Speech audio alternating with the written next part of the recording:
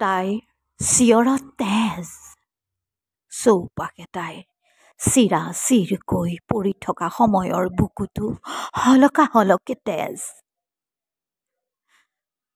ৰঙী কোলাহলত লুকাই চুৰকৈ তুমি কৰিছা কি, শুনিছা কি? তুমি পাষাণ নে মাতৃ? পুত্ৰ নামৰ তোমাৰ সেই কদৰ্য লিংগটোৰ ৰক্ষণাবেক্ষণৰ বাবে তুমি আদালতলৈ দৌৰিছা। ধিক ধিক ধিক ধিক মাতৃ, তুমি ধিক।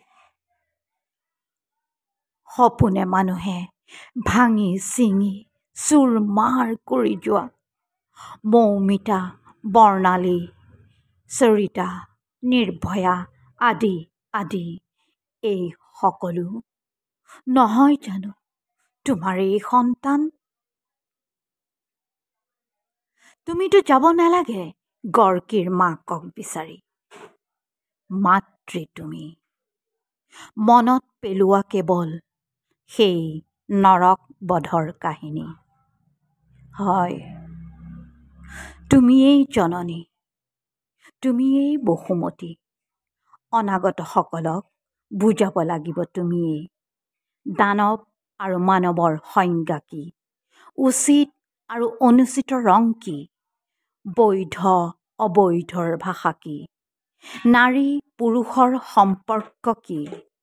অন্যথা বিকলাংগ হ'ব পৃথিৱী, সুৰহীন হ'ব ধৰিত্ৰী।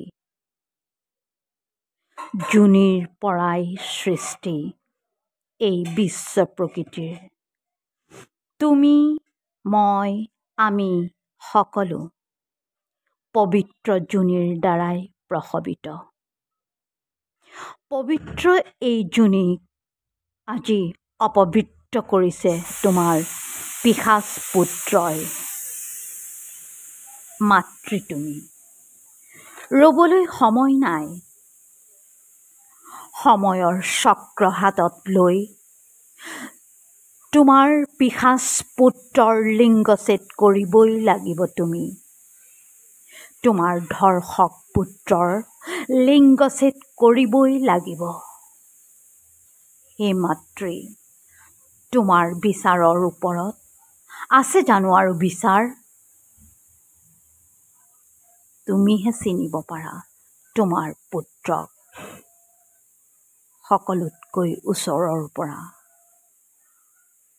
অতি নিষ্ঠাৰে, অতি সত্যৰে বুকুত শিল থৈ ইতিহাসৰ পৰা মচিবই লাগিব তুমি তোমাৰ ধৰ্ষক পুত্ৰৰ এই কলংকিত কাহিনী। তুমি যে মাতৃ, অনন্তকাললৈ মানৱৰ জয়গান গাবই লাগিব তুমি। তুমি যে মাতৃ, স্বৰ্গাদপি গৰীয়সী।